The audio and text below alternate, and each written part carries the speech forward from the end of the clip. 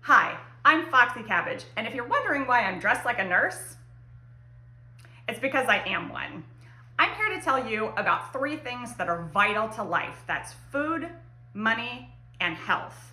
The way those 3 things interact together can either make us sick and poor or happy and healthy. Hi everybody. Okay, today I'm very excited because it's day 1 of my month-long food challenge that I have dubbed the Puppy Chowlenge. That's good, right? I like that. So the idea behind it is a lot of people in the United States here where I live feed their dogs dry kibble, and then on top of that dry kibble, they put a sort of topper on it, something to make it a little more flavorful, a little more nutritious, a little more fun for the dog.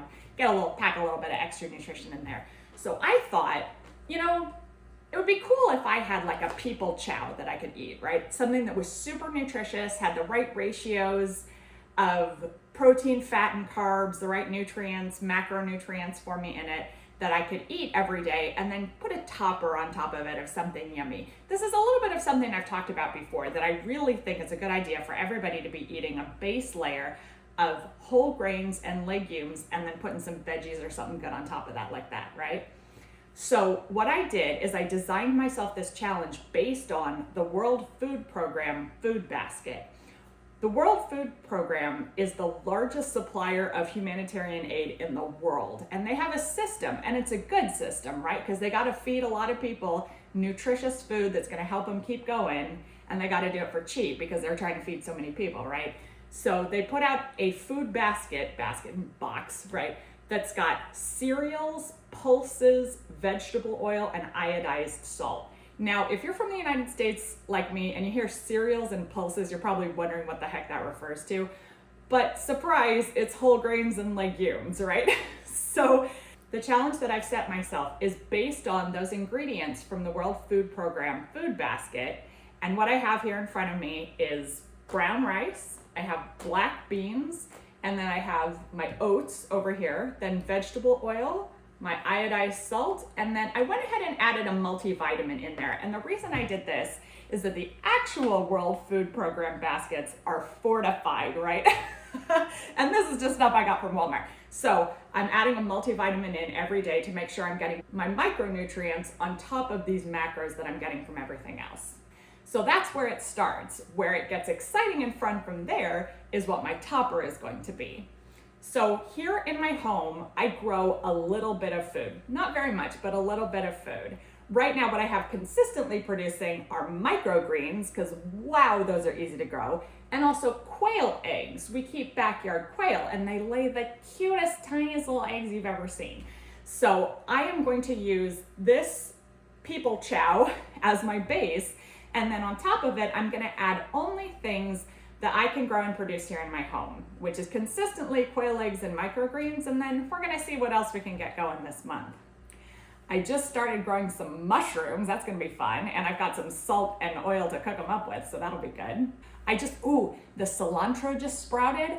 I'm hoping for dwarf strawberries in the hydroponics. We'll see if that works out. I have a terrible sweet tooth, and I'm a little bit concerned that at some point during this month, I'm gonna lose my mind for lack of sugar. No white sugar, no refined sugar, no high fructose corn syrup for a month. I don't know what I was thinking getting into this.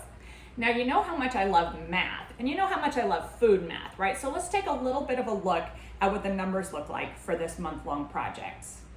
First of all, there's a price, right? For walking out of Walmart with these items for my month, I paid $30.22. But even that $30.22 is not exactly representative of what I intend to eat over the course of the month because of the quantities in which things are sold, right? So I have 6 pounds of rice, which is accurate to what I calculated that I need.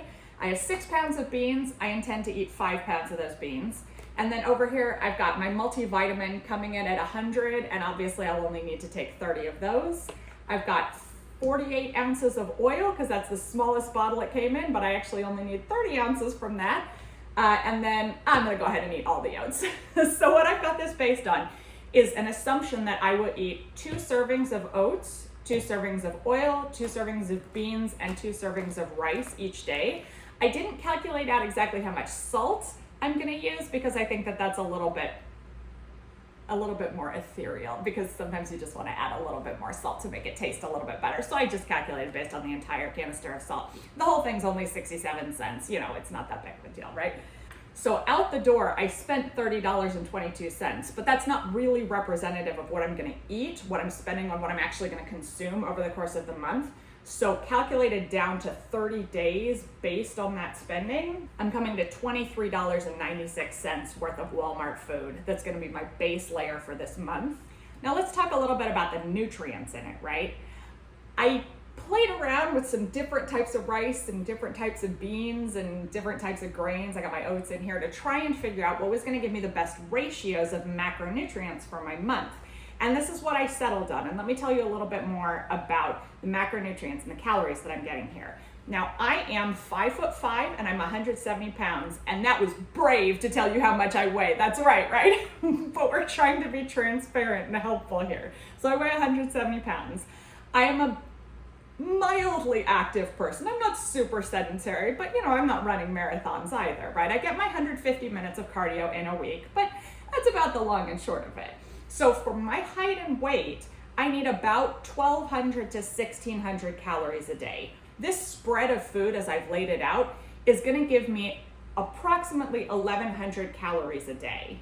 And in those 1,100 calories, I'm gonna be getting 32 grams of protein, 36 grams of fat, and that's that nice unsaturated fat, right? Because it comes from plants. And I'm gonna be getting 162 grams of carbs a day. For those of you who are looking for the percentages, I went ahead and worked that out too for you based on 4 calories per gram of protein, 9 calories per gram on the fat, and 4 calories per gram on the carbs. And we're coming out to 12% protein, 29% fat, and 59% carbs. And that's gonna fit into what our US dietary guidelines are, which are 10 to 35 on the protein, so we're hitting that at 12, 20 to 35 on the fat, we're getting there at 29%, and 45 to 65% on the carbs, and we're hitting that at 59%. So all those numbers look great. But of course, you don't just need protein, fat, and carbs, right? You also need your vitamins, minerals, and water. So that's why I've got this supplement here. But also that's a little bit of what I'm hoping to supplement and augment in with items that I produce here at my home. So I've got the quail eggs, I've got the microgreens, but what else do I have going? In the backyard right now, I've planted some root vegetables, but I'm not the best gardener. I'm still working, I'm still learning. But the one thing I have producing like crazy back there, well, I think it's like crazy. They're under the ground, so I can't necessarily tell how well they're doing. But the sweet potatoes, the leaves look good, and I think that's a good indicator that I've got some good tubers forming under the ground there. What else do I have going? Indoors, I have a tomato plant growing in the hydroponics with exactly 2 of the cutest, tiniest tomatoes you've ever seen in your life. I don't have real high hopes that that plant's gonna produce anything else this month, but hey, it might. We might get some tomatoes out of it. I've got a vanilla bean plant growing. I don't anticipate that's gonna do me any good for this month either. Even if I got myself a vanilla bean, I wouldn't have any alcohol to soak it in, so that's fine, no vanilla for me. Concurrently with this project, I have a project going. I'm growing edible blue-green algae, that's spirulina, here at home. I don't know if I'm gonna eat any of that as part of my month, because I am hoping to use that spirulina as feed for dwarf red cherry shrimp. So I don't know if that's gonna end up being a part of something that I actually eat this month, but we'll see if the shrimp can spare some. Also, as part of my project, I went ahead and got blood work today. In addition to doing my weigh-in, I got blood work. I got my CBC, CMP, that's your complete blood count, your comprehensive metabolic panel. I also got a lipid panel and an A1C. So I'm excited to be able to share with you guys what those numbers are as soon as I get them back. Maybe tomorrow, come on, Quest Labs. And then again at the end of the month. I don't anticipate that I'll see any significant change in the A1C, of course. Over the course of a single month, you're not really gonna see a change there. And I don't really think I'll see much of a difference in the lipid panel, except for possibly the triglycerides. Now that being said, I've never had a hard time with my lipids. My total cholesterol's been a little bit high in the past, but nothing crazy. I'm not on cholesterol medication or anything like that, even though I am 40. That's pretty good. Doing good on the cholesterol so far. My diet leading up to this point has been not stellar. I'm a pescatarian, which means vegetarian plus fish, right? Which you think, oh, hey, that sounds pretty healthy. She eats a lot of vegetables. She eats a lot of fish. Well, it might sound healthy, but the fact is, I'm a standard American diet pescatarian, which is to say, I eat McDonald's Filet-O-Fish sandwiches more often than I'd like to admit, but I am going to admit it because this is important and it's for science. So I went ahead and I tracked my eating habits for 7 days prior to starting this challenge. And I discovered that, I thought maybe 2 or 3 days a week I would have myself a nice Filet-O-Fish meal with a Coke, no ice. It turns out 4 days, I ate myself a Filet-O-Fish meal. So I'm not doing great on diet, and I'm not doing great on consistently cooking at home either. I think that's important for you guys to understand. Sometimes it's easier for me to say, oh, hey, look, I'm doing such a good job. I have quail in the backyard. I'm growing sweet potatoes. I'm super healthy.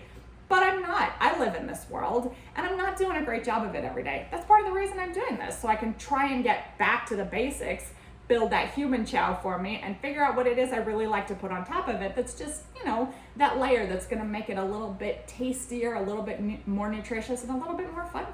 All right, I suppose that's about it. Thank you so much for watching, and wish me luck. Give me suggestions in the comments for what you think I could grow super fast to augment my diet here. Definitely looking forward to having some mushrooms. I got one of those back to the roots kits where you can grow your own mushrooms, so that's gonna be fun. Stay tuned, I can't wait to share with you guys how my progress goes.